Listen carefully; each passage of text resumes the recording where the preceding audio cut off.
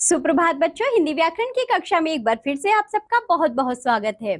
आज हम पढ़ेंगे पाठ नंबर 4 जिसका नाम है संज्ञा यानी कि नाउन। इधर देखिए सभी बच्चे, संज्ञा तो बच्चों आप सब लोग जानते हैं ना क्या होती है, हर किसी का नाम संज्ञा होती है। आइए इसे पढ़ते हैं। संज्ञा यानी नाउन किसी व्यक्ति, वस्तु, स्थान, प्राणी एवं भाव के नाम को संज्ञा कहते हैं। जैसे बच्चों यहाँ आपको देखो कुछ चित्र दिए गए हैं। ये है नरेंद्र मोदी, ये है रामचरितमानस, यह है ताजमहल, ये है बच्चों घोड़ा और ये है बच्चों उदास लड़का। ठीक है, ऊपर दिए गए चित्रों में नरेंद्र मोदी विशेष व्यक्ति का नाम है, इसी प्रकार रामचरितमानस विशेष पुस्तक का नाम है, ताजमहल एक प्रसिद्ध इमारत का नाम है, घोड़ा जो कि एक प्राणी को कहा जाता है। इस प्रकार लड़के का गुस्सा होना उसके भाव को प्रकट कर रहा है, अतः ये सभी संज्ञा है। संज्ञा के कुछ अन्य उदाहरण देखिए। अक्षरा, प्राची, संस्कृति, सक्षम, अर्नव आदि व्यक्तियों के नाम हैं। मेज, किताब, घर, पंखा आदि वस्तुओं के नाम हैं। दिल्ली, कानपुर, बरेली, लखनऊ, हरिद्वार आदि स्थानों के नाम हैं। प्रेम, घृणा, मिठास, खटास, सुख, बुढ़ापा, बचपन आदि भावों के नाम हैं।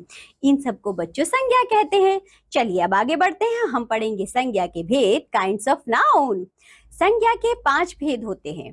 पहला है व्यक्तिवाचक संज्ञा यानी कि प्रॉपर नाउन।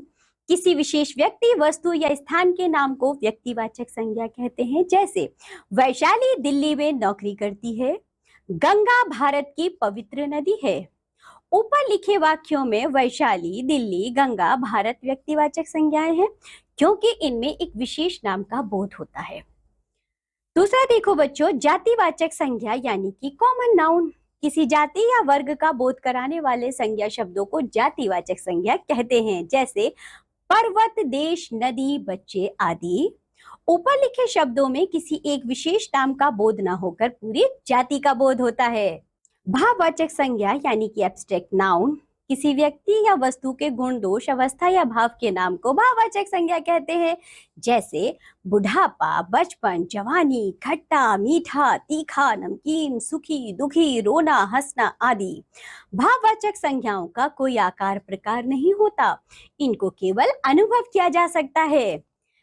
चौथा भेद है द्रव्यवाचक संज्ञा यानी कि मटेरियल नाउन। धातुओं या ऐसे द्रव्यों के नामों को द्रव्यवाचक संज्ञा कहते हैं जिनसे दूसरी चीजों का निर्माण होता है। जैसे बच्चों सोना, चांदी, लोहा, घी, तेल, चीनी आदि।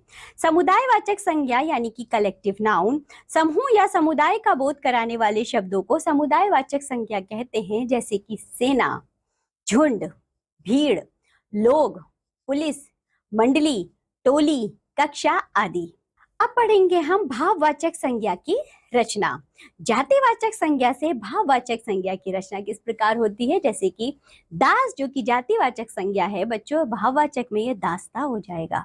बच्चा, बचपन, पशु, पशुता, गुलाम, गुलामी, मित्र, मित्रता, साधु, साधुता, युवा, यौवन, नारी, नारित्व। अब देखिए बच्चों, सर्वनाम से भाववाचक संज्ञा की रचना। अपना, अपनापन, स्व, स्वत्व, आप, आपा, अहम, अहंकार, सर्व, सर्वस्व, मम, ममत्व, पराया, परायापन, निज, निजत्व।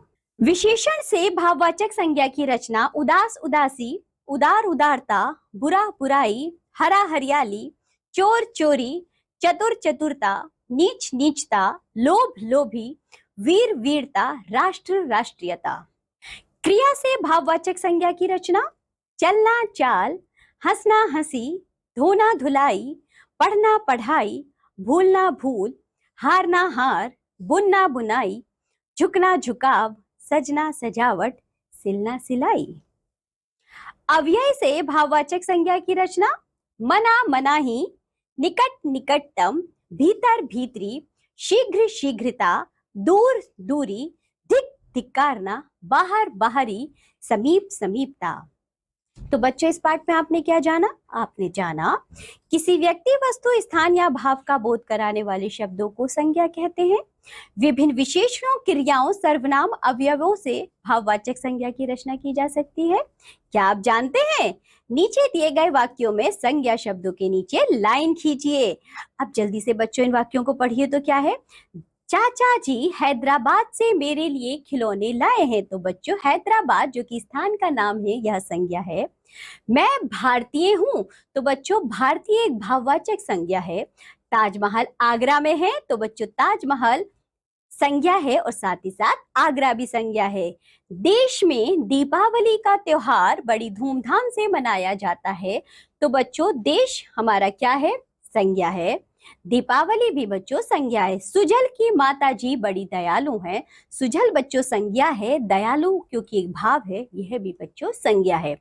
आगे देखिए पाठ का सार आपने क्या क्या पढ़ा है इसमें।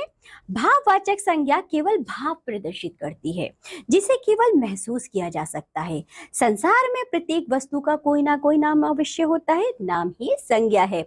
इसी के साथ ये पाठ होता है यहाँ समाप्त। आज आपको जो भी पढ़ाया गया है उसका अच्छे से अभ्यास करिए, संज्ञा को जानिए, इनके भेदों को जानिए, इनके अंतर को समझिए। अब हम मिलेंगे आपसे अगली कक्षा में, तब तक के लिए बाय बच्चों।